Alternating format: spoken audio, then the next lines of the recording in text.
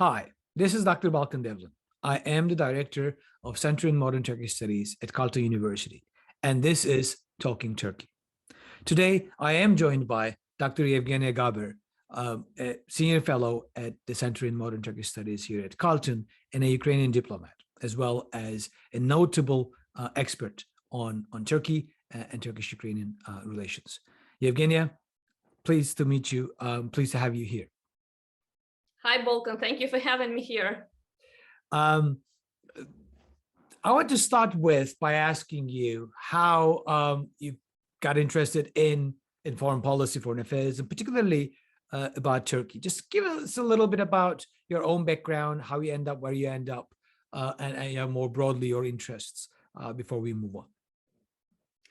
Well, that's a great topic to start with. It might actually last long because I came to foreign policy, in particular to Turkish studies, quite accidentally, because when I entered my university, I got to know that I have to specialize on something, and Turkey was one of the options. And here I think I have to say that I myself a native Odessan coming from the southern part of Ukraine. So being located directly on the Black Sea shores, it's really important for us to get the grasp of what is going on in the Black Sea region. And without Turkey, it's just not possible to study foreign policy or international relations or whatever, and not to know what is going on in and around Turkey. So that was probably the moment when I decided that I will go on with the particular focus on Turkey. And afterwards, since I also knew and still am fluent in Turkish language, that was also an important factor. So after teaching a couple of years in the university, I also moved to Turkey and spent 4 years as a diplomat in Ukrainian embassy in Ankara, dealing mostly with bilateral relations, with political affairs, interpreting for a high-level delegation. So also seeing how it's all going on from inside, getting those insights was also important. And afterwards, I came back, worked a couple of years in the Diplomatic Academy of Ukraine, and now I'm still going on with the studying Turkey, mostly now as an expert. So a bit of academic background, a bit of diplomatic background, and now that's a blended view of what is going on for writing kind of policy papers and policy recommendations on what is going on in the region. I mean, I think it is quite crucial, and I think one of the sort of reasons why you generally have sort of very incisive insights on the issues is precisely this blend of academic work as well as your practical sort of experiences and how the actual act of governance and policymaking happens. Yeah, and I say, like I occasionally joke, you also speak better Turkish than I do, from time to time. And like I generally answer, estağfurullah, which is thank you. No. That is a true that's a true statement.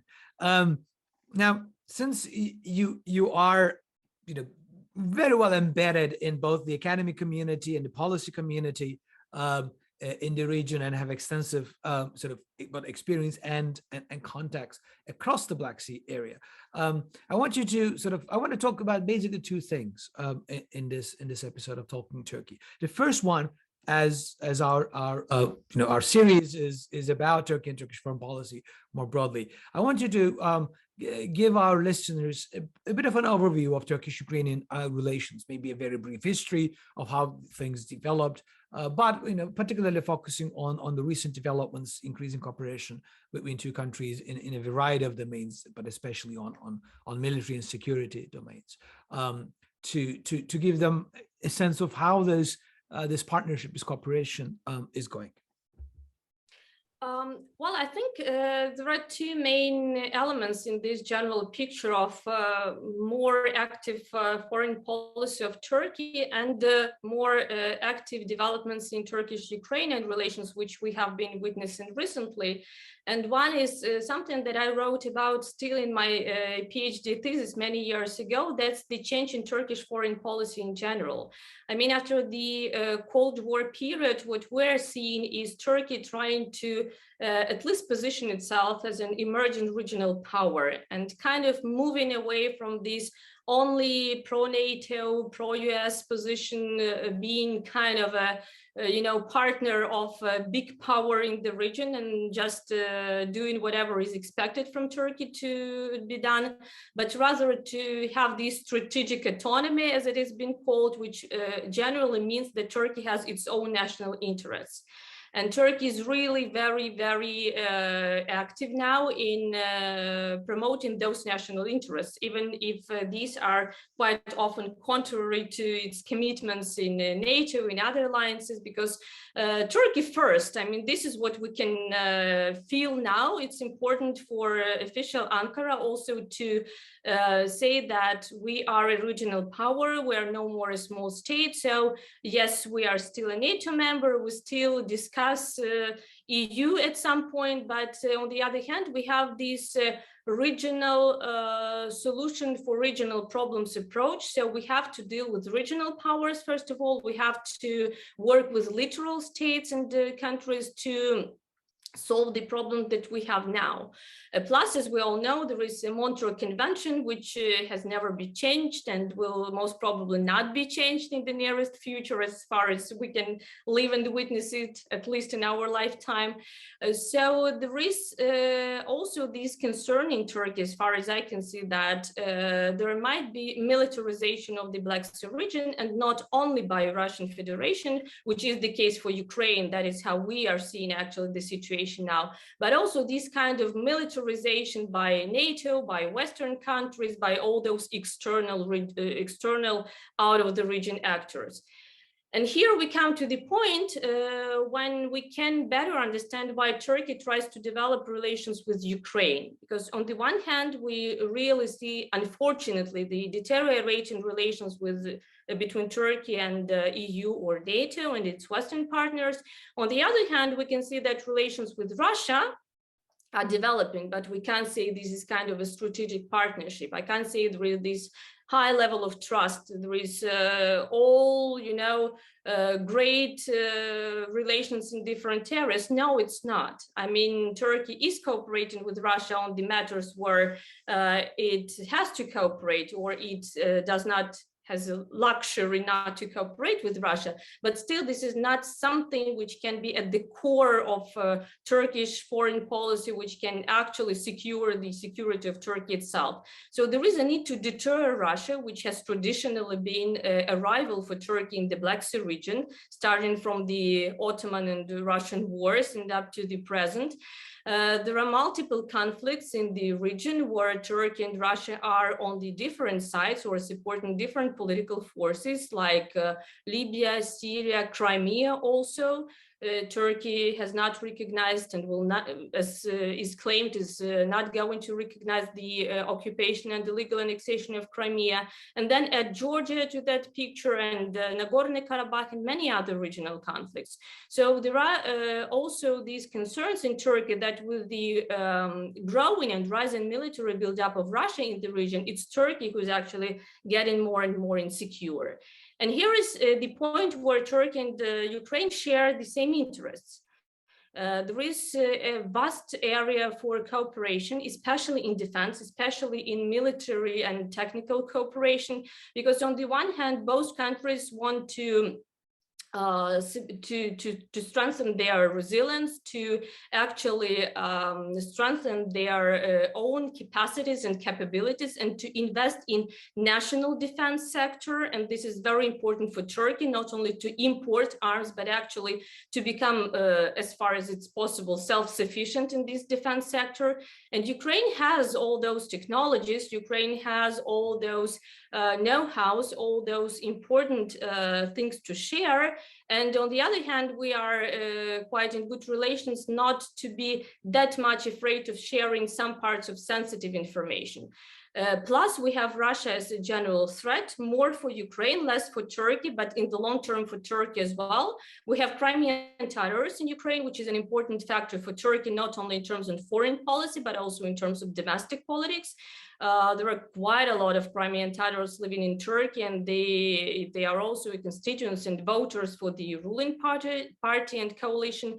So many different things where we cooperate, let alone economy, let alone people-to-people context, which we can discuss later. And that brings us to the point where we do have our strategic partnership declared back in 2011, but actually this rising dynamics in relations has started something like 2014, 2015, after the start of Russian aggression in Ukraine and occupation of Crimea. Excellent. I mean, I want to get to the Black Sea area more broadly and sort of get your views on the general strategic dimension of what's going on. But prior to that, some of your comments reminded me of maybe just to sort of explore a little bit on the defense cooperation component. Because I think it's an underappreciated, at least in international understanding, up until the sort of this recent sort of incident or reports about the use of Bayraktar drones in Donbass against the occupying forces, the Russian forces, and their proxies. But that defense cooperation is somewhat underappreciated, I think, broadly in the international community. And you rightly pointed out, I think there was a lot nice overlap over there with Turkey's desire to strengthen and develop an autonomous and relatively self-sufficient defense industry with the Ukrainian know-how going back for decades, particularly when it comes to the production of aviation-related technologies. As far as I know, please do correct me if I'm wrong, but the motors and some of these drones and some of the technology basically used in Turkish production of Turkish drones are actually Ukrainian, or are both from there, and so on and so forth. There is a so that kind of an integration or close cooperation there. Could you sort of expand on that a little bit, sort of what the size of that cooperation, the specific areas of cooperation, and why that might actually be an important factor going forward, particularly when it comes to the balance of power in the region? Because like you pointed out, the heavy militarization of Crimea after the occupation and the illegal annexation by the Russian Federation, it really tilts the balance in terms of military sources of power in the region, and makes Turkey more and more sort of skittish, at least. And from what I can see, the Turkish government see this connection with Ukraine as a way also to militarily sort of be able to balance against Russia in the Black Sea. So before getting into the Black Sea more broadly, just a little bit about more on the defense cooperation between Ukraine and Turkey. Well, great question, Balkan, and thank you for asking that, because starting from Ukrainian perspective, what happened in 2014 with the occupation of Crimea by Russian forces was not actually something important for Ukraine only. That was not a Ukrainian crisis, as it was called in Turkey when I came to the embassy to work there, and we started from explaining this is not a Ukrainian crisis per se. This is actually an act of aggression, but with this, it's also something that in the midterm and in the long term will have huge implications for the regional security, because it has changed the balance of power in the region. And why it matters for Turkey? Because Turkey, for quite a long period of time, especially in terms of navy, especially in terms of maritime security, used still to feel herself quite confident. Being the second biggest army in NATO, having its own navy, there was this feeling that there is kind of a more or less maritime domination by the Turkish navy and forces. This is not the case anymore. I mean, what is going on in Crimea, for example, with the militarization, but also with the nuclearization of the peninsula, is something that does matter for Turkey and for the region. And if you add Russian forces in Syria, for example, to this, and in the Baltic, and all these A2AD bubbles combined on the same map, then you can actually see how the balance of power has changed. And this is something that matters for all countries in the region, for Turkey particularly, for Ukraine, of course, but also for the rest of the neighboring countries. For Ukraine, it was obvious that we want to cooperate with Turkey because Turkey was one of the few countries who was actually ready to cooperate in the defense sphere with some practical and concrete projects. Concerns and deep concerns often help. Some were in the United Nations, some were in the EU, in other international organizations. Political support is absolutely crucial and important for Ukraine. But apart from political support, it's also important to have some kind of technical assistance, some kind of joint projects, cooperation in defense, in military technical sphere. And if in Ukraine we have the know-how and technologies that you mentioned, in Turkey there are these production lines, and very important thing that we lack in Ukraine, which is the well-developed defense industry, which has been developing throughout the AKP years, but also now it's really kind of a success story with all drawbacks, with all problems it's facing, but still this is where we can cooperate. So this is how we came first to cooperation in terms of buy-sell agreements and deals, and we started, for example, from cooperation with Aselsan on communication, on radar systems, on these communication stuff for our army, which was in a very poor condition after the Yanukovych times in 2014, 2015. We practically lacked everything. But later we moved on to actually joint projects, which is more important in terms of economy, in terms of political support and trust, but also in terms of this strategic connection, when you understand that this is not a one-time deal. So you buy something, you use it, and that's it. No, what we're talking about now is, as you mentioned, for example, about the joint production of the combat drones, UAVs. We started buying those drones, Bayraktar TB2 from Turkey, and really some of them are using Ukrainian engines, and Akıncı drone is also with Ukrainian engines. And now that was officially declared by the president and by the Minister of Foreign Affairs of Ukraine. There are plans to build a plant, a factory in Ukraine where there will be this production of Turkish Bayraktar drones on the Ukrainian land with some kind of prospect to sell them to third countries, to other countries which would be interested in that. So this is something which shows a different level of cooperation between the two countries. With the incident in the east of Ukraine, well, we have been using drones, Turkish drones, which Ukraine bought from Ankara for a couple of years so far, but those were mainly for surveillance, for intelligence gathering, and so on. This is the first time when we use it actually for combat purposes. That's why it was such a kind of a new event, something new happening, though we were using it on the territory of Ukraine, so never changing our commitments under the Minsk agreements. A second area where we are cooperating with Turkey is, of course, aviation. We just had a big delegation again from Aselsan in Ukraine on aviation matters, particularly working with Antonov, which is a famous Ukrainian company, with Mriya being kind of a most well-known project of Antonov in the world, the biggest cargo aircraft, but also we have these regional aircrafts. Much of those models are of particular interest for Turkey. So for several years so far, there have been some talks and discussions about how we can do this together using Turkish capacities in production and also Ukrainian technology and design. Because all of this, it's not only produced in Ukraine, it has been designed in Ukraine by Ukrainian engineers, and that's also important.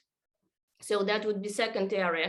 Third area, of course, Navy. Again, maritime security, Navy in different areas, starting from joint drills and taking some assistance from Turkey in terms of living up to NATO standards in the Ukrainian armed forces, but also building the corvettes where Turks again help us do this. This is a long-term project, so quite early to speak about some particular results, but this is something on the agenda as well. Plus, you can add everything here, like transmission, engines, battle tanks, armored vehicles, everything. I mean, space technologies in terms of peaceful use and exploration of space. All of those areas are now on the table, so we are discussing this, and that's again kind of a situation where you can do something together, strengthening your own resilience and not particularly trying to escalate the situation, developing this against the third countries, but of course, deterring Russia as an important factor as well.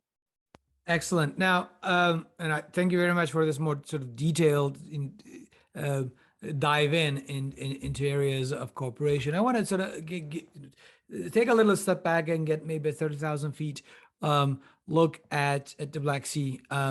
Now, one of the reasons is that there has been recent push in the past couple of years, again, within NATO, within certain parts of the transatlantic alliance, to sort of recenter the Black Sea as an important area for the alliance to consider. People like Ben Hodges and SIPA and others have been advocating for that for several years. There are increasing similar voices coming out of the UK now that sort of reconceptualize the Black Sea, not sort of the peripheral part, but a central. So particularly the area, from Baltics to the Black Sea as a central connector between the Atlantic and the Indo-Pacific, partly because of the BRI and other technologies. So I am not very optimistic about that. Maybe much of it sort of a talk or direct strategy when NATO's new strategic concept sort of is revealed to the masses next year, because you would remember, we went through this in 2000s and 2010s about talking about the Black Sea and the importance and the structures of it, but that never really sort of, there were a lot of documents but no real concrete action. But I think there is an increasing recognition after the occupation and illegal annexation of Crimea that what happens in the Black Sea doesn't necessarily stay in the Black Sea, but it provides an opportunity for Russia to project power beyond that, and that that I think became very clear with Syria and with Libya and other places. And increasing Chinese sort of for now economic, but in the future could change, sort of projects and etc. also made the others realize that it is a platform in which our adversaries, let me put it that way, could project power to the Red Sea, to the Eastern Mediterranean, and beyond, and that actually sort of reflects maybe increasing concerns. So after this sort of long introduction, could you give us a sort of a broader view of the security situation in the Black Sea today? What is your number one or two top concerns of what is going on, and how we should think about Black Sea going forward? Well, I will start from good news, which you mentioned shortly. Finally, we started to speak about Black Sea as a part of a transatlantic security architecture, not as a periphery or something that, well, actually it is number 10 priority, number 20 priority in the long list of security challenges and threats. It's still not in the top 5 or top 10, I would say, unfortunately. It's now again China, climate change, and China again. But with this being said, as an expert, at least during all these kind of discussions and talks and everything, I can see that there is much more attention now paid to the Black Sea in its connection to a wider area, to a wider regional European and transatlantic security, if compared to the situation that we had before. Of course, I'm still pessimistic about the possible role of NATO and the NATO strategy on the Black Sea in particular, but this remains to be seen. At least some elements of this, at least some recommendations of experts on paying more attention and doing it not on the operational level, reacting to the crisis that had erupted, or doing some kind of crisis management, but rather having a strategy towards the region and trying to promote your own agenda and trying to understand what is going on in the region, and then doing kind of more strategic long-term calculus of what is going on in the region. I mean, in that regard, I can say that there is still slowly but surely some positive developments which I'm seeing at the moment. Regarding the situation in the Black Sea, it's not only what you are talking about, it's not only the Russian presence here, a possibility to project its power to the Eastern Mediterranean, for example, to Mediterranean, to other regions. I would also say it's important to understand that Russia tests the water in the Black Sea before applying the same patterns in the other regions. And this is something that many experts, Ukrainian and regional experts, would tell you. What firstly happens in the Black Sea, later happens in the Baltic Sea, later happens in the Arctic, in the Southeastern Asia, in absolutely different regions of the world, which first appear not to have any connection to the Black Sea per se.